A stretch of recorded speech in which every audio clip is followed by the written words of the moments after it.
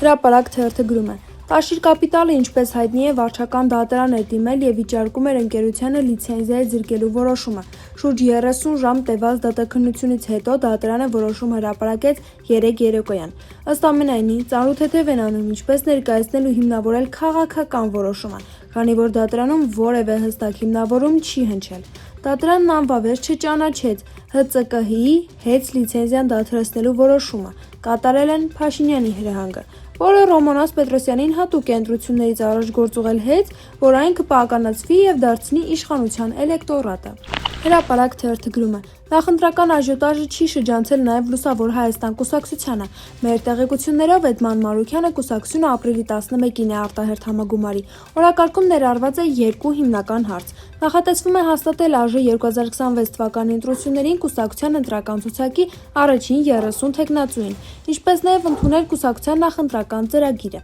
Ցուցակը կգլխավորի Էդմոն Մանուկյանը, Դավիթ Խաչակյանը կլինի երկրորդը, իսկ առաջին կնոջ հարցում դեռ վերջնական որոշում չկա։ Հրապարակ թերթը գրում է. ԱԺ-ն 2 ամսով 2 նոր падգամավոր կունենա, մեկը ընդդիմադիր, մյուսը իշխանական։ ՍԴ գործուղվելուց հետո Վլադիմիր Վարդանյանին ՔՊ ցուցակում կփոխարինի Գեղարքունիքի փոխմարզպետ Վահան Զարոյանը, որը հայտնի է իր հայհոյախառն և վիրավորական գրառումներով։ Հրապարակ թերթը գրում է. ՔՊ-ն ընտրություններից առաջ նախընտրական շտաբների բացման մարաթոն է հայտարարել և հանրապետությունով 1 գրասենյակներ է վարձակալում։ Մեծ հասած տեղեկություններով պատրաստ են շատ մեծ գումարներ ծախսել, որպեսզի իրենց վերարտադրությունն ապահովեն։ Երևանի կենտրոնում շտաբ է բացվել, որի ղեկավարը, ըստ մեր տեղեկությունների, քաղաքապետարանի մի աշխատակից է, ակտիվ ՔՊ-ական, որն է շրջապատում գլուխ է գովել, թե մինչև ընտրություններն ամսական 10 միլիոն և ավելի դրամ աշխատավարձ է ստանալու։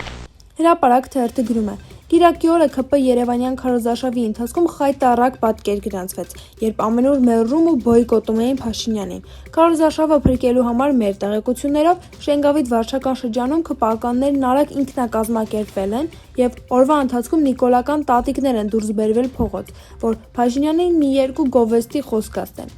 Արհանիկներն արագընթաց մեքենաներով տատիկներ էին բերում, ոմանց թևանցուկ ուղեկցելով։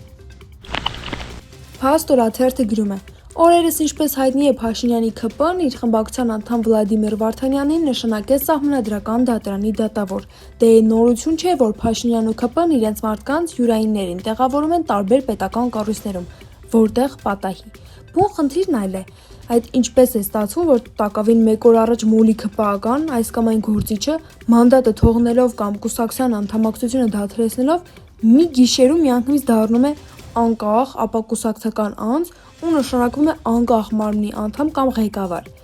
Հրաշք է, չէ՞։ Ու սա միակ դեպքը չէ։ Տոտալ ՔՊ-ականացվել ու ԿՓ-ականացվում, կարելի ասել ԿՊՖ-ֆիկացվում է պետական ամբողջ համակարգը, նույնիսկ այն մարմինները, որոնք գոնե սահմանադրությամբ պետք է որ անկախ լինեին։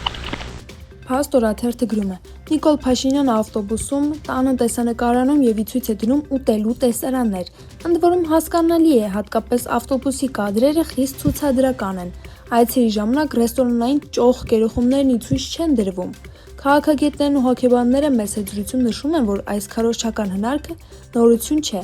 ավելին բավականին հնամաշ է և վաղուց համարվում է պարզունակ հնարք։ Հոգեբան Կարինե Նալչաջյանը մեծ զրույցում նշում է, որ բացի PR-ային էլեմենտներից կան նաև այլ գործոններ։ Սա էլ է մտածված, ամեն ինչ անում են, որ մենք ստորանանք։